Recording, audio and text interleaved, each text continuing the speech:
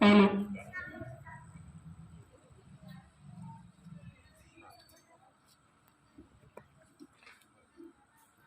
सुप्रभात, नमस्कार, good morning. આજની આ સુંદર સુનેરી સવારમાં આપ સૌને મારા તરફથી પ્રેમભર્યો મીઠો આવકાર। આજના 79માં સ્વતંત્ર દિન પર્વની ખુશનુમા સવારે અહીંયા ઉપસ્થિત જડગા ગામના પ્રથમ નાગરિક એવા સરપંચશ્રી, ઉપસરપંચશ્રી, ગ્રામ પંચાયતના સભ્યશ્રીઓ, એસએમસીના અધ્યક્ષશ્રી તથા સભ્યશ્રીઓ, ગામના વડીલો તથા ગ્રામજનો, આપ સૌનું આ રાષ્ટ્રીય પર્વ નિમિત્તે જડગા પ્રાથમિક શાળાના આચાર્યશ્રી તથા શાળા પરિવાર વતી સૌનું હાર્દિક સ્વાગત કરું છું।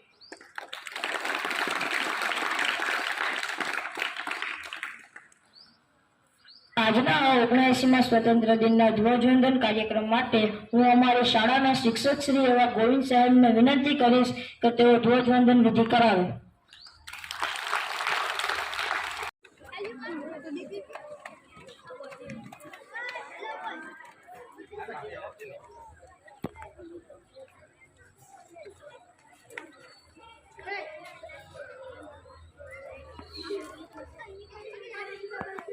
બધા શાંતિ રાખશે।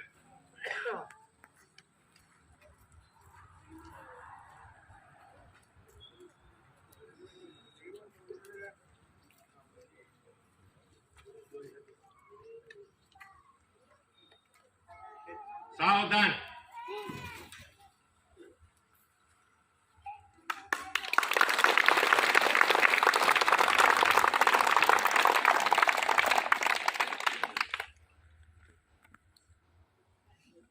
सलामी आम दो, जैसे थे। एक साथ राष्ट्रगीत शुरू करेंगे। शुरू कर।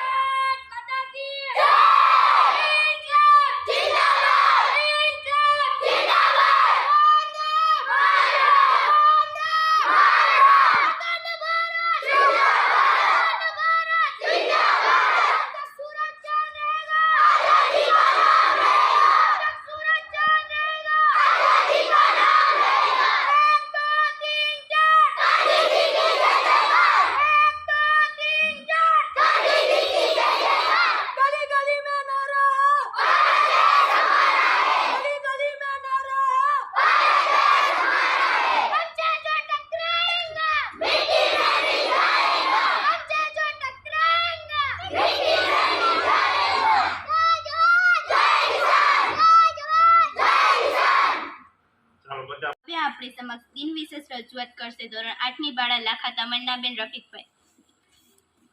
બસંતી ચોલા. ધમાકેદાર.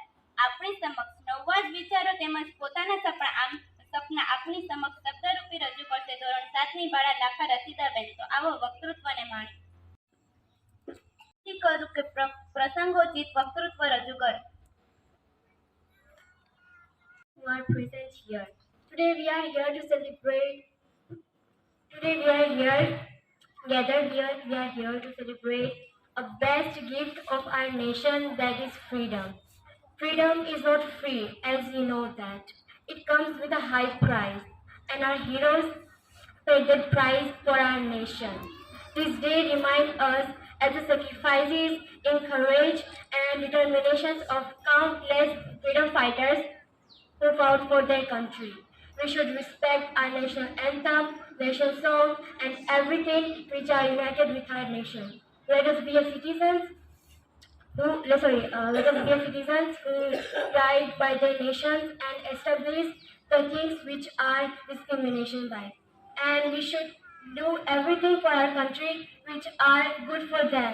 And let us our three colors flying high in the sky, not in sky, just like by in our heart also.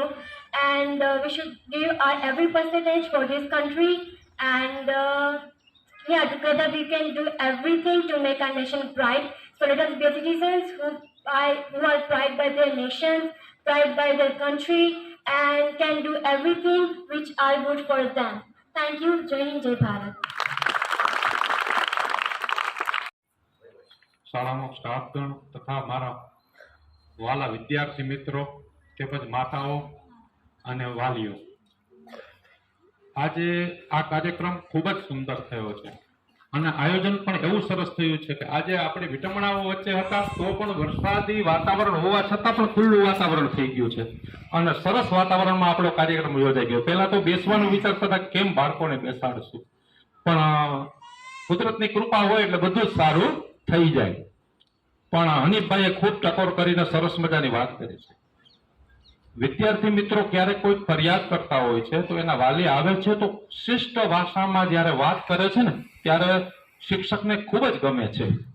અને શિષ્ટ ભાષા વાપરવી ને એ દરેકનો અધિકાર છે. સારી ભાષામાં જ્યારે કોઈ પણ એને આપણે રજૂઆત કરીએ તો એ ગ્રાહ્ય રાખવામાં આવે છે.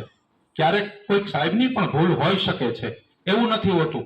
આ શાળા વતી જ્યારે અમારા સ્ટાફ અને શાળા પરિવાર વતી જો અમારી શાળાના કોઈ શિક્ષક મિત્રની ભૂલ થતી હશે તો અમે રોકવાનો ખૂબ જ પ્રયત્ન કરીશું.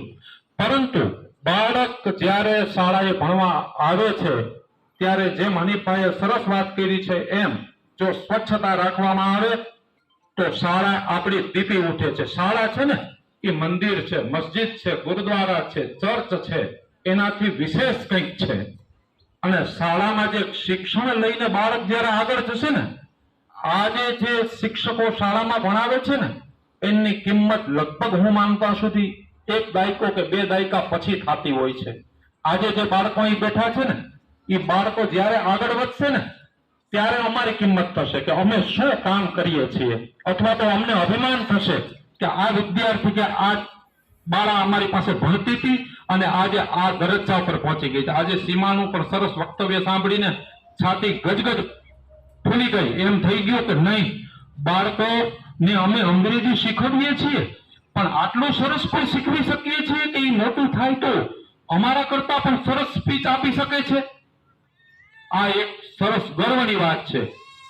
એટલે કે બાપ કરતા બેટા સવાયા થવા જોઈએ એના જેવી વાત છે કે શિક્ષક કરતા એનો વિદ્યાર્થી છે સવાયો થાય ત્યારે શિક્ષકનું અભિમાન સૌથી ઊંચું થઈ જતું હોય છે.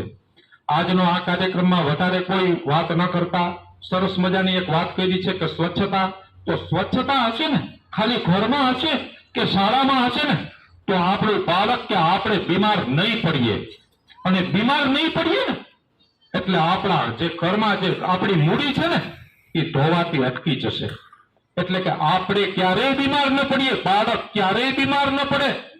તો તમે એક ગ્રાફ તો જોજો કે જે બાળક શાળાએ નિયમિત આવે છે, 1 દિવસ રજા પાડતું નથી જે બાળક, એ જ બાળક સૌથી વધુ હોશિયાર થાય છે.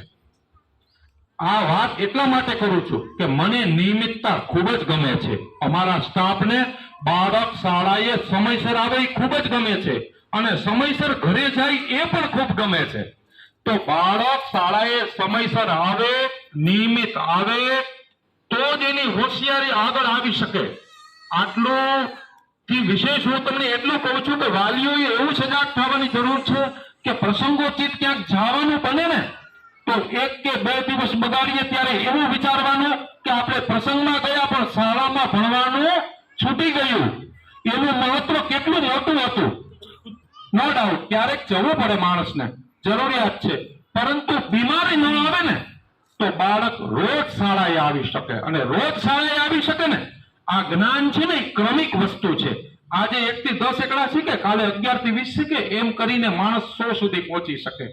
એટલે કે ધીમે ધીમે આવતી પ્રક્રિયા છે. શિક્ષણ કોઈ દિવસ આજે આવ્યો નિશાળે કાલે હોશિયાર કરીને મોકલી દીધો એવું શક્ય નથી, ક્યારેય ન બને. ધીમે ધીમે આના પગલા ક્રમિક ગોઠવાયેલા છે અને નવી શિક્ષણ નીતિ આવી ગઈ છે મિત્રો. 2020 ન્યૂ એજ્યુકેશન પોલિસી અમલમાં આવી ગઈ છે. બાળકને મારે વાર્તા દ્વારા પણ શીખવવું પડે છે. ક્યારેક હું ગામના વાલીઓનો કહું છું કે બાળકને રમાડતા ક્યારેક વાગી પણ જાય છે તો અમને પણ દુઃખ થતું હોય છે, પરંતુ અમે અહીંયા ફર્સ્ટ એડ સામાન્ય સારવાર તો રાખેલી જ છે, પરંતુ ક્યારેય એને ઝઘડાનું સ્વરૂપ આપી શકાય નહીં. કારણ કે અમારા ભણતરની અંદર બાળકને રમત દ્વારા શિક્ષણ આપી શકાય એવા નિયમ આવી ગયા છે. તો અમારે બાળકોને જ્યારે રમત દ્વારા શીખવવાની હોય છે કોઈ પણ એની ટેલેન્ટતા અથવા તો એનું પોતાનું તેજ દિમાગ કે જેની અંદર અમારા ગોવિંદ સાહેબ છે સરસ મજાની અમે 2 ભાઈઓ રમત રમાડી હતી. હમણાં કયો ઉત્સવ આવ્યો હતો ત્યારે આપણે રમત રમાડેલી. રમતની અંદર ખૂબ ગ્લાસની અંદર ગોઠવીને કોણ ઝડપથી પાસ કરી શકે ને પહેલો લાવી શકે તો એની ચપળતા અમે માપતા હતા. તો બાળક જે શારીરિક રીતે મજબૂત છે અને મનથી મજબૂત છે એ જ બાળક જીતતું હતું. એવું ત્યારે સાબિત થઈ જતું હતું કે જે બાળક શારીરિક રીતે સક્ષમ હોય છે ને એ માનસિક રીતે પણ સક્ષમ હોય. જોજો સારા શરીરની અંદર જ સારું મન વસેલું હોય છે, નબળા શરીરની અંદર નબળું મન હોય છે, અથવા તો સારું મન હોતું નથી એવું આપણે નથી કહી શકતા. પરંતુ સારું શરીર જેનું સૌષ્ઠવ શરીર સારું છે એની અંદર તો સારું મન અંદર આરોપાઈ જાય અને એ બાળક જે હોશિયાર થાય એને આ જગતમાં કોઈ ન પહોંચે. તો આથી વિશેષ વધારે સમય લેતો નથી. આજે આપણે 15મી ઓગસ્ટ નિમિત્તે વધારે કાર્યક્રમો રાખતા નથી. વરસાદી વાતાવરણ છે તો નહીં, પરંતુ કાર્યક્રમો આપણે 26મી જાન્યુઆરીએ રાખતા હોઈએ છીએ. આજે ખૂબ જ વક્તવ્ય આપ્યું છે. છોકરીએ સરસ મજાના સંગીત સાથે વાતો કરી છે. આપ સૌ આ કાર્યક્રમમાં પોતપોતાનો કિંમતી સમય લઈ અને આ શાળાને દીપાવવા માટે જે માતાઓ, ભાઈઓ, બહેનો બધા પધાર્યા છો એનાથી અમને ખૂબ જ આનંદ થાય છે. તો સમયે જ્યારે જ્યારે શાળાને જરૂર પડે ત્યારે જરૂર ને જરૂર આવજો. અમારી શાળા તમારા કોઈ પણ માર્ગદર્શનની રાહ જુએ છે. અસ્તુ. જય હિન્દ, જય ભારત.